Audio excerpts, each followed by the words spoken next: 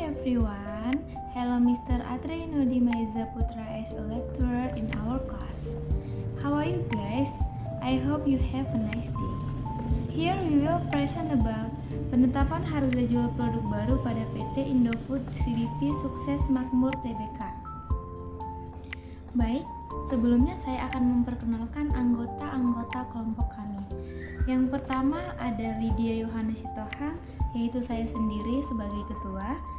Selanjutnya ada Katarina Apriana Jilda, ada Mega Utami, dan kemudian ada Kamiludin Ramadan.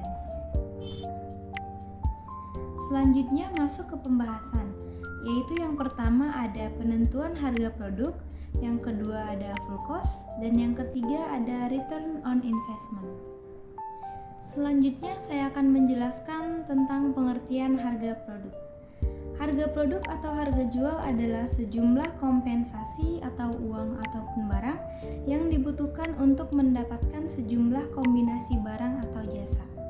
Perusahaan selalu menetapkan harga produknya dengan harapan produk tersebut laku terjual dan boleh memperoleh laba yang maksimal. Selanjutnya, pengertian harga produk jual menurut para ahli. Yang pertama, menurut Marius Angipora, bahwa nilai adalah ukuran kuantitatif bobot sebuah produk yang dapat ditukarkan dengan produk lain, sedangkan manfaat atribut sebuah barang yang mempunyai kemampuan untuk memuaskan keinginan. Yang kedua, ada menurut Philip Kotler, bahwa harga yang sejumlah uang yang dibebankan pada suatu produk tertentu. Perusahaan menetapkan harga dalam berbagai cara. Di dalam perusahaan kecil, harga sering kali ditetapkan oleh manajemen puncak.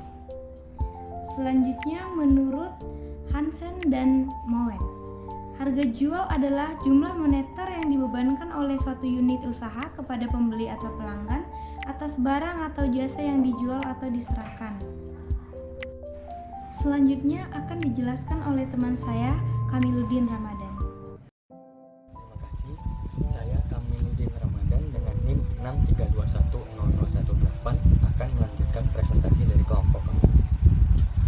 Di sini saya akan membahas tentang penentuan harga pokok pada PT Indofood CBP Sukses Makmur Tbk. Perhitungan harga jual atau harga pokok perkemasan produk yang dilakukan setiap nilai akhir barang, yaitu dengan cara menjumlahkan biaya-biaya produksi ditambah dengan biaya-biaya lainnya dalam memproduksi suatu barang tersebut atau produk tersebut, adalah suatu hal yang penting untuk menentukan atau mendapatkan atau menghitung laba penghasilannya. Biasanya suatu perusahaan itu menentukan margin sekian persen yang telah ditentukan sesuai dengan ketentuan perusahaan untuk menentukan atau menambah nilai labanya. Di sini tertera ada tabel harga pokok, di mana di situ ada harga pokoknya, harga jual, jumlah produk yang dihasilkan, dan laba yang dihasilkan. Yang pertama kita akan bahas periode Oktober 2011. Di PT Indofood ini menggunakan metode full costing, di mana adapun biaya-biaya yang dikeluarkan perusahaan sebagai berikut pada bulan Oktober 2011. Yang pertama ada biaya bahan baku langsung sebesar 3.929.310.000. Yang kedua ada biaya tenaga kerja langsung sebesar 3.033.978.600 rupiah. Selanjutnya ada biaya overhead pabrik sebesar 788.65.897.000. Biaya-biaya tersebut ditotal menjadi biaya produksi sebesar 7.751.354.497 rupiah. Untuk menentukan harga pokok per kemasan dengan cara total biaya produksi tadi dibagi dengan jumlah produk yang dihasilkan per bulan Oktober ini sebesar 7.113.498 kemasan, sehingga didapatkan harga pokok per kemasan sebesar 1.089 per kemasan.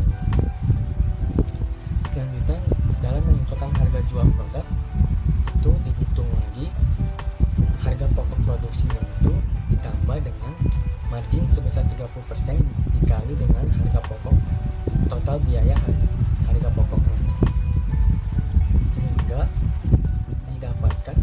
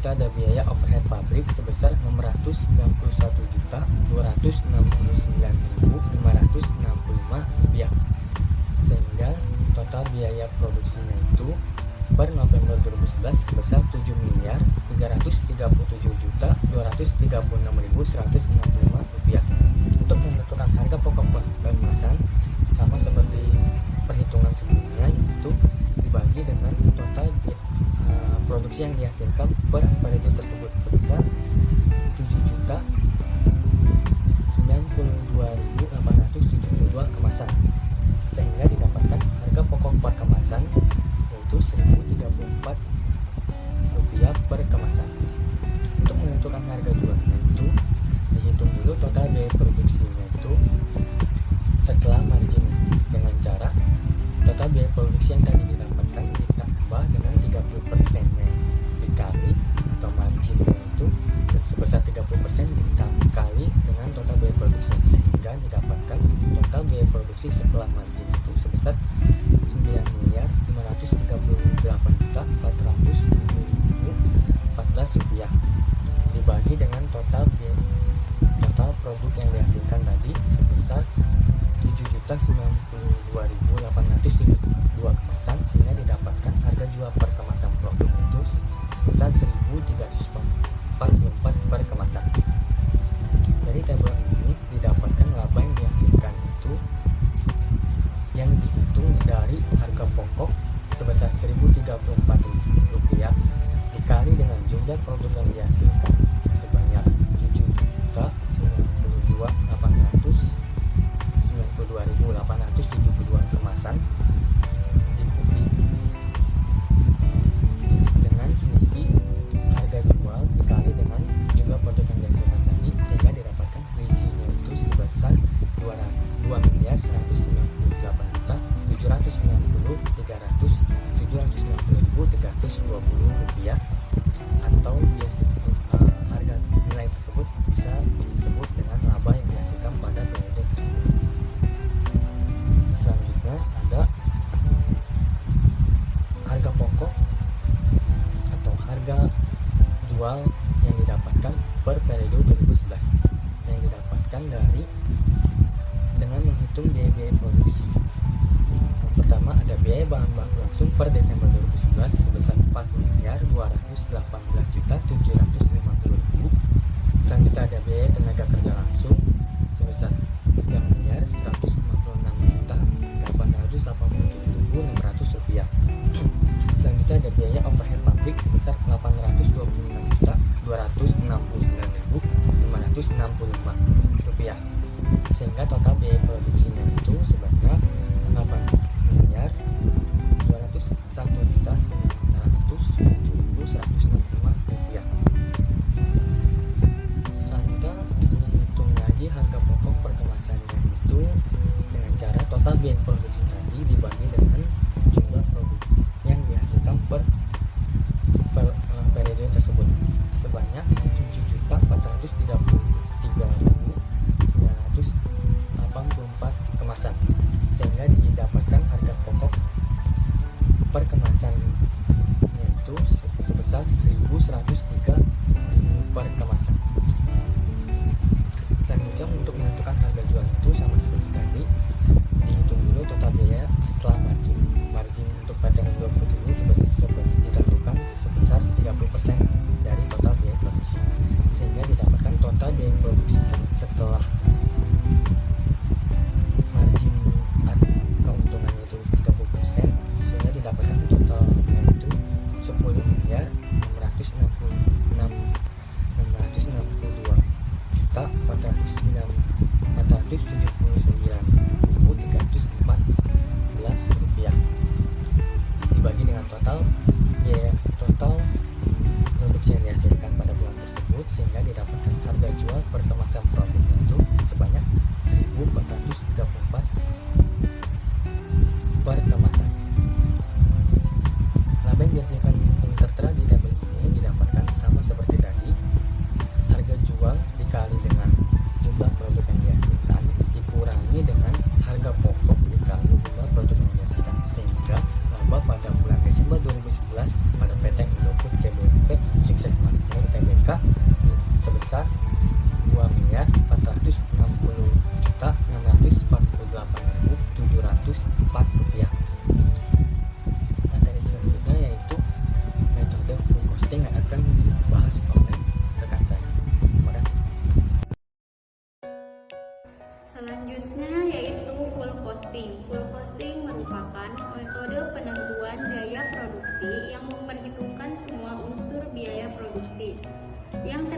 dari biaya bahan baku, biaya tenaga kerja langsung, dan biaya overhead pabrik, baik yang berperilaku variabel maupun tetap. Cara perhitungan biaya produksi menggunakan metode full costing, yaitu dengan cara biaya bahan baku ditambah biaya tenaga kerja langsung ditambah biaya overhead tetap ditambah biaya overhead variabel. Biaya bahan baku dan biaya tenaga kerja langsung yaitu biaya yang terkait langsung dengan proses produksi, misalnya upah staf dan biaya bahan baku. Biaya overhead tetap yaitu biaya yang tidak berubah terlepas dari volume produksi, contohnya yaitu penyewaan fasilitas produksi. Untuk selanjutnya yaitu biaya overhead variabel adalah biaya yang tidak langsung untuk mengoperasikan bisnis. Contohnya biaya gaji pekerjaan tambahan dari departemen produksi. Manfaat full costing dalam akuntansi yaitu untuk menyediakan cara sederhana untuk melacak keuntungan perusahaan, memungkinkan pemahaman tentang semua bagian produksi, meningkatkan area produksi, dan memberikan pengaruh dalam bernegosiasi dengan vendor. Oke, selanjutnya saya Katarina Apriliana Zilda akan melanjutkan pembahasan yang ketiga mengenai return on investment. Return on investment atau biasa disingkat ROI menggambarkan kemampuan perusahaan untuk mendapatkan laba dengan dana yang diinvestasikan. ROI juga merupakan suatu ukuran tentang efektivitas manajemen dalam mengelola investasinya.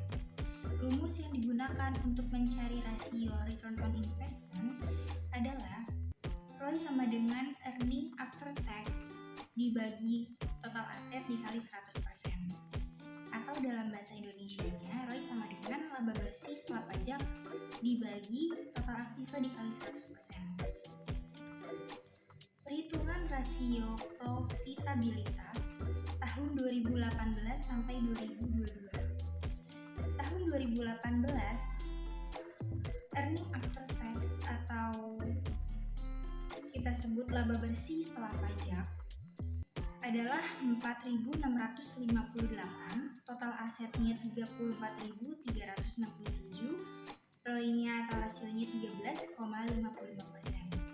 Tahun 2019, earning after tax-nya 5.360, total asetnya 38.709, ROI atau rasionya adalah 13,85%. Untuk tahun 2020, dalam kurung akuisisi setelah saya searching adalah salah satu strategi yang digunakan untuk mengembangkan bisnis atau mempercepat pertumbuhan sebuah perusahaan. Itu earning after tax-nya 7.418, total asetnya 103.502 dan ROI-nya 7,16%. Untuk tahun 2021, earning after tax-nya 7.911, total asetnya 118.015, ROI-nya 6,70%. Dan untuk tahun 2022, earning after tax-nya 5.722, total asetnya adalah 115.305 dan rasionya atau ROI-nya 4,96%.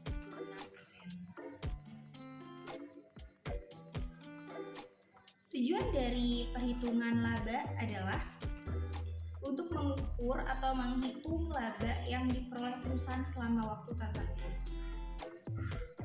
dan juga untuk mengevaluasi posisi pendapatan perusahaan tahun sebelumnya untuk tahun berjalan. Tabel tersebut menunjukkan bahwa persentase ROI menurun dari 13,55% pada tahun 2018 menjadi 4,96% pada tahun 2022. Pada periode 2018 sampai 2022, ROI dapat berubah karena perubahan margin keuntungan dan hasil investasi. Margin keuntungan yang tinggi ditandai dengan keuntungan yang meningkat. Keuntungan yang meningkat ketika Anda dapat meningkatkan penjualan dan menjaga biaya serendah mungkin. Semakin tinggi margin keuntungan, semakin tinggi ROI-nya. Oke, sekian penjelasan dari saya mengenai return on investment. Terima kasih. Selanjutnya yang terakhir ada kesimpulan. Berdasarkan analisis di atas, maka dapat diambil kesimpulan yaitu hasil perhitungan harga jual perkemasan produk terhadap laba yang dihasilkan dengan menggunakan metode harga biaya plus dan metode berbasis pasar atau pesaing perbandingan harga jual perkemasan produk yang terjadi untuk bulan Oktober 2011 atau perusahaan sebesar 1.287. Untuk November 2011, harga jual perkemasan produk atau perusahaan sebesar 1.151. Baik teman-teman semua, sekian yang dapat kami presentasikan. Kami berharap teman-teman semua dapat memahaminya dengan baik. Terima kasih atas perhatiannya. Terima kasih juga kepada Pak Atri sebagai dosen pengampu. Mohon maaf jika ada kesalahan. Sekian dan terima kasih. Bye.